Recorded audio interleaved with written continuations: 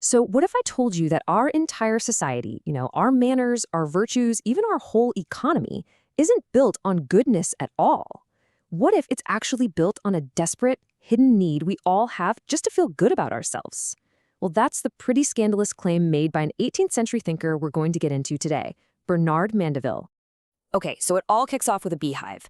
Back in 1705, Mandeville publishes this poem about a super busy hive, which was, a pretty clear stand-in for Great Britain at the time. You've got every single bee representing every profession just working away. But, and here's the twist, they're all driven by greed, by vanity, and by pure self-interest. And this is Mandeville's big, shocking paradox. He argued that the hive wasn't prosperous in spite of all this vice. No, it was prosperous because of it. The lawyer's greed, the doctor's vanity, the soldier's ambition, all of these selfish drives were actually what was fueling this thriving, wealthy society. The whole thing was a paradise precisely because every single part was full of vice. So this idea gets a name: private vices, public benefits. And man, was it a direct attack on the moralists of his day. Mandeville was basically saying, look, if you want a rich, powerful, and innovative society, you have to let individual selfishness run its course. And that one concept, well, it would go on to dramatically shape the future of how we think about economics. And this idea had some serious legs. Mandeville's work directly influenced Adam Smith's famous invisible hand, and way later, he was championed by free market economists like F.A. Hayek. So for centuries, this became the standard story.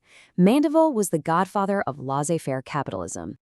But what if that's only half the story? What if, by just focusing on the economic vices, we've actually missed his true point entirely?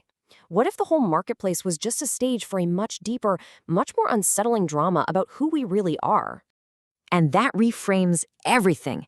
See, the common view paints Mandeville as an economist, a guy focused on market vices. But the deeper truth? It reveals him as an anatomist of human nature. He wasn't just interested in greed. He was obsessed with the core passions that drive us all: pride and shame. This really gets to Mandeville's real project, which was, at its heart, psychological. He was a physician, you see, specializing in nervous disorders. He spent his days trying to get past what people said and understand their disguised motives. He wanted to know what really makes us tick. And he landed on this core concept he called self-liking. For Mandeville, this is the engine of humanity. It's this powerful mix of our natural, innate pride, our tendency to think we're pretty great, fused with a profound, absolutely terrifying fear of being shamed by others. We don't just want to like ourselves, we desperately need other people to confirm that we're worthy of being liked. And this is how self-liking builds our entire social world. Mandeville argued that politeness is really just a survival mechanism for our egos.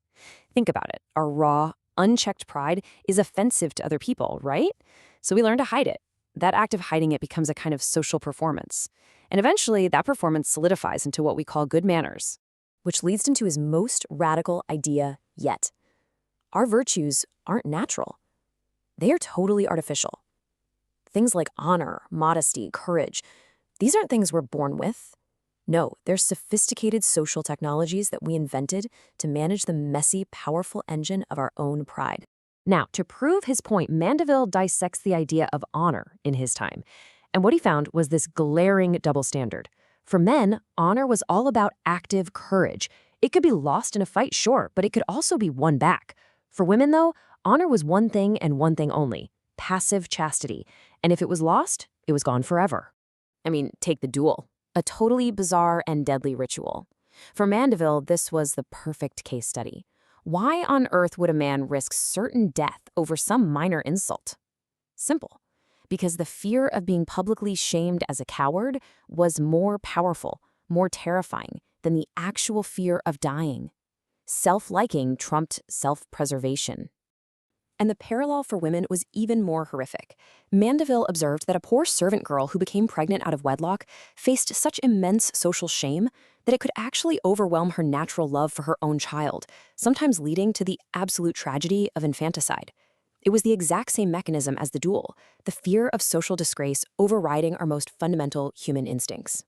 And here is Mandeville's brutal summary of it all. These two prized virtues, male courage and female chastity, They weren't signs of moral purity. Nope.